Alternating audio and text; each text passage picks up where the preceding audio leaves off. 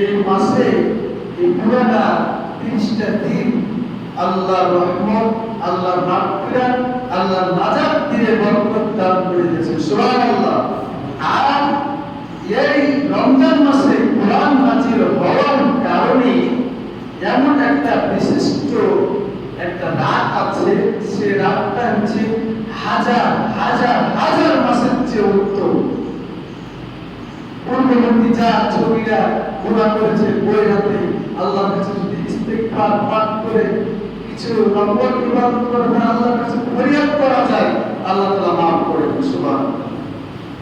এই রমজান মাসে কোরআন নাযিল হয়েছে হযরত মুহাম্মদ সাল্লাল্লাহু আলাইহি ওয়াসাল্লামের প্রতি, তাই আল্লাহ রাসূলকে সর্বশ্রেষ্ঠ নবী, নবুয়ত ব্যক্তি হিসাবে ঘোষণা করে দিয়েছেন কে?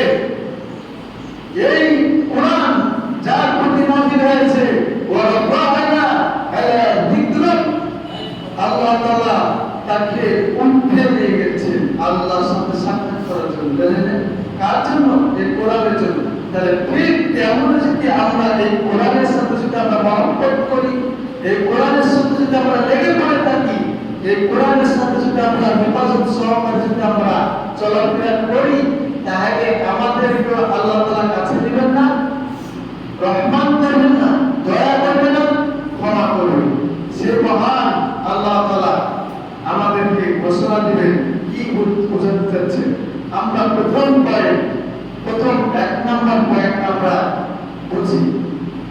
প্রথম 1 নম্বর পয়েন্ট আমরা লাইলাতুল কদর কি সম্পর্কে, কি আল্লাহ তাআলা কোন আয়াতে কোথায় থেকে বলছেন, এটা আমরা একটু ভালো সুন্দরভাবে ঘোষণাটা শুনব। আল্লাহ তাআলা ইরশাদ করেন সূরা আল কদর আয়াত সংখ্যা 5টি, 30 নম্বর পারা। এই সূরাটি নাযিল হয়েছে মক্কায় অবতীর্ণ হয়েছে। আল্লাহ তাআলা বলেন ইন্না আনজালনাহু ফি লাইলাতিল কদর ওয়া মা আদরাকা মা লাইলাতুল কদর লাইলাতুল কদর খায়রুম মিন আলফি শাহর তানাজ্জালুল মালায়েকাতু ওয়ার রূহু ফিহা বিইذن রাব্বিহিম মিন কুল্লি আমর সালামুন হিয়া হাত্তা মাতলা'il ফাজর। আল্লাহ তাআলা বলেন ইন্না নিশ্চয় আনজালনা, আমি কোরআন অবতীর্ণ করেছি লাইলাতুল কদর, লাইলাতুল কদর এমন একটা রাতে আমি কোরআন অবতীর্ণ করেছি। তা হচ্ছে ওয়া আদরাকা মা লাইলাতুল কদর, মর্যাদাপূর্ণ রাতে আমি কোরআন কি করেছি? অবতীর্ণ করেছি। আল্লাহ তাআলা বলেন হ্যাঁ রাসূল, আপনি কি জানেন লাইলাতুল কদর কি? লাইলাতুল কদর কি? আল্লাহ তাআলা বিশেষ করে জানিয়ে দিয়েছেন লাইলাতুল কদর খায়রুম মিন আলফি শাহর। লাইলাতুল কদর হচ্ছে খায়রুম মিন আলফি শাহর। লাইলাতুল কদর হচ্ছে হাজার হাজার হাজার মাসের চেয়ে উত্তম। তানাজ্জালুল মালায়েকাতু ওয়ার রূহু ফিহা বিইذনি রাব্বিহিম মিন কুল্লি আমর।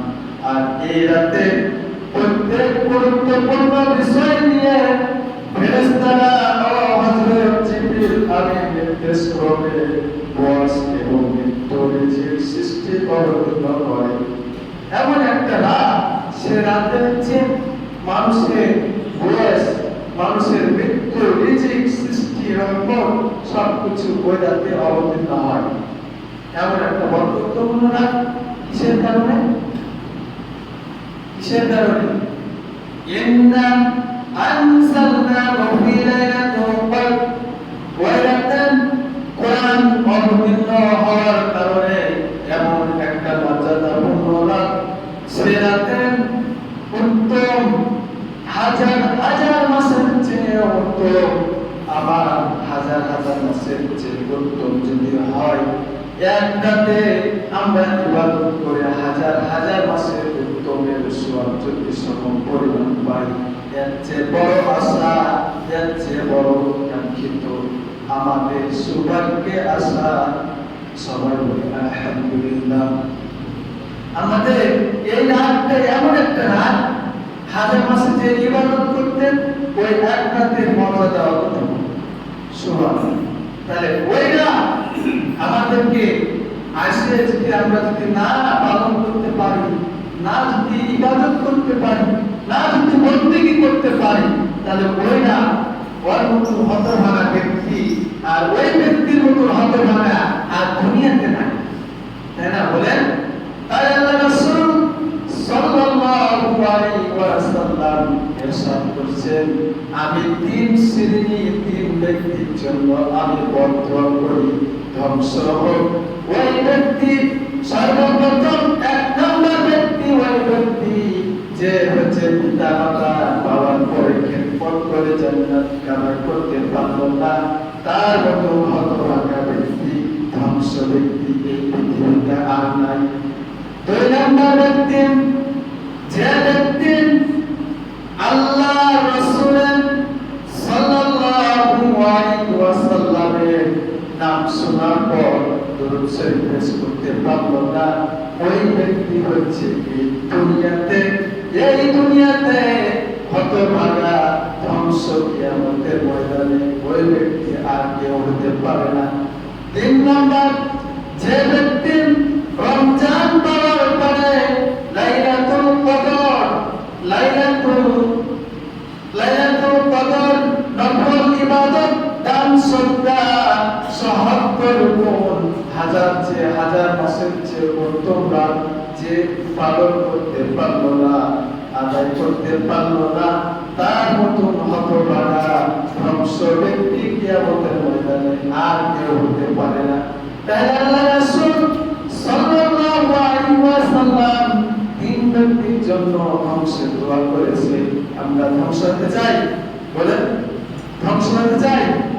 তাহলে আমরা পিতা মাতা পালে তাদের খেদমত করব।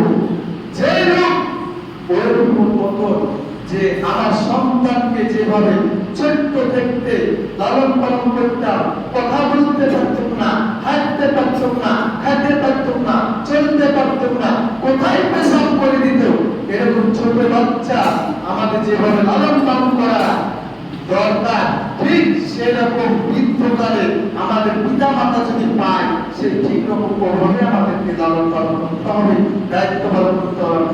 কার? পিতা মাতা। হ্যাঁ, ধ্বংসের।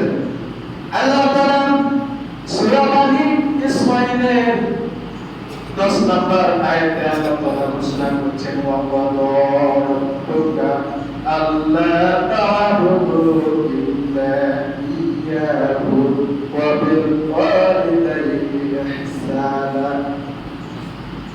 আল্লাহর ইবাদত করার পর, আল্লাহর আইন হুকুম মানার পর তোমার পিতা মাতার খেদমত করো। তোমার পিতা মাতা যখন বার্ধক্যে হয়ে যায়, তাদেরকে অনুসরণ করা যাবে না, তাদেরকে ধমকানো যাবে না, তাদেরকে রাগান্বিতভাবে কথা বলা যাবে না, তাদের পিতা মাতার খেদমত করো। কেন আমাদের পিতা মাতার খেদমত করা দরকার কিনা? তাহলে আমরা রাসূলুল্লাহ দুই নম্বর ধ্বংসের কথা বলছে, রাসূলুল্লাহ সাল্লাল্লাহু আলাইহি ওয়াসাল্লামের নাম শোনার মাত্রই আমরা করব দরুদ পেশ করব সাল্লাল্লাহু আলাইহি ওয়াসাল্লাম। এই দরুদ পেশ করা আল্লাহ তাআলা ওয়াজিব করে দিয়েছেন। আর এই রমজান মাস যখন আগমন ঘটে, আমাদেরকে বেশি বেশি দান সদকা করতে হবে, নফল ইবাদত করতে হবে, আর জামাতের সহিত আমাদেরকে 5 ওয়াক্ত নামাজ পড়তে হবে। আযানের নামাজ, সুন্নাত নামাজ, লাইলাতুল কিয়াম, আমাদের যে কিয়াম বলি তারাবির নামাজ, এই তারাবির নামাজগুলো আদায় করতে হবে। তাহলে আমাদের কি রমজান পালিত হয়। লাইলাতুল কদর আমাদেরকে তালাশ করতে হবে কিসের মাধ্যম দিয়ে? ইতিকাফের মাধ্যম দিয়ে। রাসূলুল্লাহ সাল্লাল্লাহু আলাইহি ওয়াসাল্লাম তার 10 দিন আগে পূর্বে থেকে ইতিকাফ থাকার জন্য বাড়ির কাজ করব, যা কিছু আছে সব কিছু গুটিয়ে নিয়ে এমন ভাবে শক্তভাবে ইতিকাফে ঢুকে যেত জানে আল্লাহ তাআলা এত অনুনয় সারা রাত দাঁড়িয়ে দাঁড়িয়ে কোরআন তিলাওয়াত করত, তাদের পা ফুলে যেত। আর আমরা এমন হতভাগা 1 ঘন্টার নামাজে 30 রাকাত তারাবি নামাজ পড়ি, 8 রাকাত পড়ার পরে বাড়ি থেকে গিয়ে দোকানে আড্ডা দেয়, মোবাইল টিভি সারাদিন সময় কাটাই। এই রমজান মাস পাওয়ার পরে হতভাগা রাসূলুল্লাহ সাল্লাল্লাহু আলাইহি ওয়াসাল্লাম ঘোষণা করে দিয়েছেন ধ্বংস কোন ময়দানে কিয়ামতের ময়দানে সুপারিশ করবে না। وقال الرسول يا رب إن قوم اتخذوا هذا القرآن مهجورا যারা আল্লাহ দরবারে রাসূলুল্লাহ সাল্লাল্লাহু আলাইহি ওয়াসাল্লাম এরকম কাজ করায় দাঁড়িয়ে থাকবে, আর এরকম ময়দানে অনেক মাসুল অনেক মানুষ, অনেক ইমানদার, অনেক পরেশগারী, অনেক নামাজি, অনেক বেনামাজি এরকম দাঁড়িয়ে থেকে বিচারের কাজ করে, তাদের নামে মামলা দিবে। যারা হচ্ছে পৃথিবীতে কোরআন থাকাকালীন আল্লাহ রাসূলের কোরআন নাযিল অবতীর্ণ মাস থাকাকালীন এমন ঘনিষ্ঠ এমন একটা রাত হাজার হাজার মাসের চেয়ে উত্তম, ওই রাতের মাধ্যম দিয়ে কোরআনের সাথে সম্পর্ক করে ওর মাধ্যম দিয়ে রাসূলুল্লাহ সাল্লাল্লাহু আলাইহি ওয়াসাল্লামের আদর্শ অনুযায়ী সম্মান দিয়ে যারা আদায় করতে পারলো না, জীবনটাকে পরিবর্তন করতে পারলো না, আর নেক আমল নিতে পারলো না, তারা হচ্ছে ওই আসামি কাঠগড়াই। আল্লাহ রাসূল সাল্লাল্লাহু আলাইহি ওয়াসাল্লাম বললেন ওয়াকালা রাসূল ইয়া রাব্বি ইন্না কওমি ইত্তাখাযু হাযাল কুরআনা মাহজুরা। ওই ব্যক্তি দুনিয়াতে এইসব কাজগুলো ছিল, তারপরে আমল করে নাই, তার নামে আমি রাসূল সাল্লাল্লাহু আলাইহি ওয়াসাল্লাম মামলা করে দিলাম, সে যেন ধ্বংস হোক, সে হচ্ছে জাহান্নামের দিকে তাকে নিক্ষেপ করে দাও। মানে আল্লাহ যদি জাহান্নামের দিকে যদি আমাদেরকে ধ্বংসের কথা কাজ করায়, মামলা দায় করে দেয়, আমাদের আর বাঁচার উপায় আছে? তাহলে রাসূল সাল্লাল্লাহু আলাইহি ওয়াসাল্লাম এমন আদর্শ দেখিয়ে দিয়েছেন। এই রমজান মাসের শেষ দশকে তারা ইতিকাফ করত এবং স্ত্রীদেরকে, তাদের ছেলেদেরকে, তাদের মেয়েদেরকে জানিয়ে দিত, বলতো তোমরা ইতিকাফ করো বাসায়, এবং আমি ইতিকাফে চলে গেলাম মসজিদে। ইতিকাফে অবস্থায় আমরা ইতিকাফ কি জিনিস বুঝি না, মসজিদে থাকা অবস্থান করা বুঝি, এটাই ইতিকাফ। আসলে এটাই ইতিকাফ না। ইতিকাফ আমরা বুঝি কি মসজিদে থাকাই শুধু ইতিকাফ, আর মসজিদে থাকলে ইতিকাফ হয়। মসজিদে থাকাকালীন মসজিদে আমাদেরকে কোরআন, কারণ আমাদের সম্মান বাড়িয়ে দিয়েছে এই মাসটা কিসের কারণে? কোরআন নাযিল করার কারণে। আর এই সম্মান বাড়িয়ে দিয়েছে এমন একটি রাত, তা হচ্ছে লাইলাতুল কদর খায়রুম মিন আলফি শাহর, তা হচ্ছে উত্তম হাজার হাজার মাসের চেয়ে উত্তম একটি রাত ইবাদত করি। তাহলে আমাদের একটি রাত পাওয়ার যোগ্যতা হচ্ছে আমাদেরকে 20 রমজান থেকে ইতিকাফ করতে হবে। আল্লাহ রাসূল সাল্লাল্লাহু আলাইহি ওয়াসাল্লামের কাছে জিজ্ঞাসাবাদ করে সাহাবীগণ, হে রাসূল, হে আল্লাহ রাসূল সাল্লাল্লাহু আলাইহি ওয়াসাল্লাম, ইতিকাফ কবে হবে, কোন দিনে হবে? রাসূলুল্লাহ সাল্লাল্লাহু আলাইহি ওয়াসাল্লাম নির্ধারিত ঘোষণা দেয় নাই, শুধু এতটুকু বলেছে রমজান মাসের শেষ দশকে বিজয় রাত, মানে বিজয় রাতে তোমরা ইতিকাফ তালাশ করো। কিসের মাধ্যম দিয়ে? কিসের মাধ্যম দিয়ে তোমরা ওই হাজার হাজার মাসের উত্তম বিজয় রাতে কিসের মাধ্যম দিয়ে আমাদেরকে ইতিকাফ করতে হবে? লাইলাতুল কদর তালাশ করার জন্য আমাদেরকে ইতিকাফের মাধ্যম দিয়ে করতে হবে, আদায় করতে হবে। তাহলে আমাদের 20 রমজান থেকে আমাদেরকে ইতিকাফ করতে হবে, তাই কি না? এই ইতিকাফ এই জন্য মর্যাদা দিয়েছেন।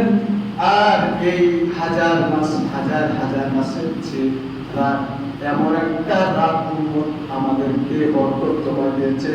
সেই রাতে এমন কেউ নাই তোমার ক্ষমা দরকার। তুমি গুনাহ করতে করতে, আমরা মানুষ কিন্তু গুনাহ করি না? আমরা ভুল করি, আমরা অন্যায়, আমরা পাপাচার। কেননা আমাদের প্রথম সৃষ্টি আদম এবং মা হাওয়া, তারা ভুল করেছে। তারা দুনিয়াতে এসে তারা ক্ষমা পায় না। আমাদের নবীও ভুল করেছে, তারা ক্ষমা পাইছে কিনা? দেখেন আদম আলাইহিস সালাম ওই জান্নাতে তারা ভুল করতে একটা নির্দেশ অমান্য করার কারণে তারা ভুল করতে, তারাকে দুই বেলাতে তারাকে ফেলে দিল, নিক্ষেপ করা হলো। একজনকে শ্রীলঙ্কার পাহাড় পর্বতে, আরেকজনকে আরাফাতের ময়দানে, দুইজনকে দুই প্রান্তে ফেলে দিল। পৃথিবীতে কোনো কাজ নাই, কোনো মানুষ নাই, তারা দুজন পৃথিবীতে তারা কি অবস্থায় ছিল? আল্লাহর কাছে দোয়া করলেন, হে আল্লাহ, আল্লাহর কাছে দোয়া করলেন, রব্বানা যালামনা আনফুসানা ওয়া লাম তাগফির লানা ওয়া তারহামনা লানাকুনান্না মিনাল খাসিরিন। হে আল্লাহ, আমাদের ভুলটি, আমরা জুলুমকারী, আমরা জুলুম করেছি, আমাদের নফসের উপর আমরা জুলুম করেছি। আল্লাহ, তুমি যদি না ক্ষমা করো, আমাদেরকে কে ক্ষমা করবে? আল্লাহ ক্ষমা করেন নাই? ক্ষমা করে তাদেরকে একসাথে মিলিত করে এই দুনিয়া আমাদেরকে, আমরা তাদের বংশধর হয়ে আসছি না? এইভাবে আমাদেরকে ক্ষমা চাইতে হবে। কখন আমাদেরকে এমন একটা রাত দিয়েছে, এমন একটা রাত দিয়েছে তোমাদেরকে, সেই রাতে তোমাদের ক্ষমার দরকার। তোমরা ক্ষমা চাও, ক্ষমা দিয়ে দিব। তোমাদের যা গুনাহ করেছো, গত রমজান থেকে রমজান পর্যন্ত গুনাহ করেছো, গুনার জন্য ক্ষমা চাচ্ছ, ক্ষমা করে দিলাম। তোমার রিজিকের দরকার, রিজিক দিয়ে দিলাম। তোমার পেরেশানি, তোমার অভাব তুমি চলছে না, তোমাদের অভাব তুমি দূর করে দিলাম। আমাদের খেতে কাজ করতে হবে। কয় রমজান থেকে? 20 রমজান থেকে। আল্লাহ রাসূল সাল্লাল্লাহু আলাইহি ওয়াসাল্লাম ঘোষণা করছেন, যে ব্যক্তি, যে ভাই, যে মহল্লায়, যে মসজিদে ইতিকাফ হয় না, সেই মসজিদে, সেই এলাকায় একটা যদি ইতিকাফ যদি না থাকে, তাহলে আমাদের রমজান, আমাদের গুনাহ মাফ করা মাস, আমাদের মাগফিরাত, নাজাত আমাদের কোনো দরকার হলো না। হলো এখানে ইতিকাফ থাকাই লাগবে একজন। তাহলে আমরা গুনার ভারে গুনাই থেকে গেল, গুনাহ মাফ হওয়া সম্ভাবনা হয় না। রাসূলুল্লাহ সাল্লাল্লাহু আলাইহি ওয়াসাল্লাম বলেছেন, তোমরা প্রত্যেক মসজিদে ইতিকাফ থাকবে। ইতিকাফের মাধ্যম দিয়ে তোমরা কোরআন তেলাওয়াত করো, তোমরা রাতে নফল ইবাদত করো, তোমরা জিকির জাকাত করো, আল্লাহর কাছে দোয়া করো, এবং পাড়া প্রতিবেশীর জন্য দোয়া করো, তোমার পিতামাতার জন্য দোয়া করো, সবার জন্য দোয়া করো। তাহলে আমাদের ইতিকাফ থাকা লাগবে। কেন থাকা লাগবে? কেন? হাজার হাজার মাসের চেয়ে উত্তম। তাহলে আমাদের ইতিকাফ সবচেয়ে মূল ঘোষণা দিয়েছেন আল্লাহ রাসূল সাল্লাল্লাহু আলাইহি ওয়াসাল্লাম। কোন দিন? বিজয়ের রাত। কোন মাসে? রমজান মাসের শেষ দশকে বিজয়ের রাত। 21, 23, 25, তারপর 27, 29, এই 4টা দিন আমরা ইতিকাফ করব। যদি 10 দিন না পারি, এই 4টা দিন আমরা ইতিকাফ করব। কিন্তু 10 দিন আমরা ইতিকাফ থাকার ইনশাআল্লাহ নিয়ত করব। যেহেতু আল্লাহ রাসূল যেটা করেছেন, কোনো সময় বাদ দেন নাই, আমাদের কি করতে অসুবিধা আছে? অসুবিধা নেই, আমাদের অসুবিধা নাই। এই ইতিকাফ আলহামদুলিল্লাহ এত করে বুঝতে পারলাম। তো আমাদের আরেকটা আলোচ্য বিষয় বলেছিলাম, ফিতরা। সামনে আমাদের ফিতরা আদায় করতে হবে, কারণ রাসূল সাল্লাল্লাহু আলাইহি ওয়াসাল্লাম ঘোষণা করেছেন, এবং সুস্থ এমন ব্যক্তি যারা আছে স্বাধীন এবং গোলাম, পুরুষ ও নারী সবাইকে, সবার জন্য সাদাকাতুল ফিতর আদায় করা ওয়াজিব। আর কোনো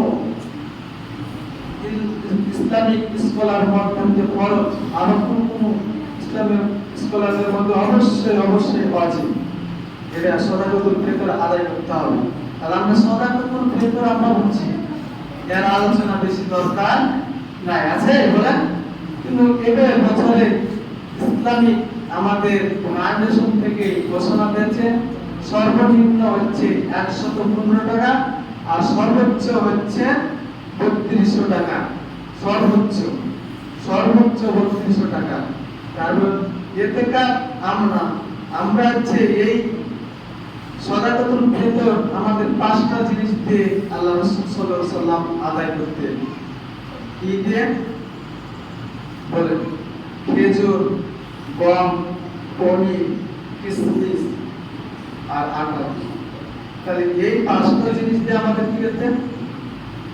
ফিতরা আদায় করতেন, সাদাকাতুল ফিতর আদায় করতেন। তাহলে আমাদের এই পরিমাণ এক সা আমাদের আরবি ভাষা বলে এক সা মানে আমাদের যদি আটা হয় 3 কেজি না, আটা যদি আমাদের যদি হয় 2 কেজি 400 গ্রাম, কোনো মতে 2 কেজি 40 গ্রাম, কোনো মতে 2 কেজি 600 গ্রাম, এরকম নির্ধারণ করেছেন এক সা। তাহলে আমাদের এক সা পরিমাণ পর্যন্ত করতে হবে। এক সা পরিমাণ পর্যন্ত আমাদের মানে 2 কেজি 400 গ্রামের খেজুরের দাম কত টাকা হতে পারে? 400 করে ধরেন সর্বনিম্ন 800 টাকা, আর এদিকে 400 গ্রামের দাম হচ্ছে 200 টাকা, ধরেন 1000 টাকা। তাহলে একজন 1000 টাকা করে দেওয়ার বাংলা আমরা না, তাই না বলে? এগুলা যে কোটি কোটি ধনীপতি যারা, তারা পনির এর অনেক দাম, এক কেজি দাম 3000 টাকা কেজি, 2000 টাকা কেজি দিতে পারবেন? আবার কিশমিশ 1 কেজি দাম কত? 3000, 2000, 4000। এটা আমাদের দাম। আমাদের সর্বনিম্ন কি 115 টাকা করে আমরা জন প্রতি দিয়ে দেব ফিতরা। সবাই জানা গেল তো? তাহলে আমরা আজ থেকে ফিতরা আদায় করতে শুরু করে দেব। সবচেয়ে উত্তম আল্লাহ রাসূল সাল্লাল্লাহু আলাইহি ওয়াসাল্লাম বলেছেন, ঈদের জামাতে যাওয়ার আগে তোমরা হচ্ছে ফিতরা আদায় করে ফেলো। ঈদের জামাতের পরে যদি তুমি আদায় করো তাহলে তোমার ওটা ফিতরা আদায় হলো না। ফিতরা আদায় হলো না, ওটা দান সৎকার। এটা ফিতরা আদায় করা কি ওয়াজিব। কিসের জন্য ফিতরা আদায় করবেন?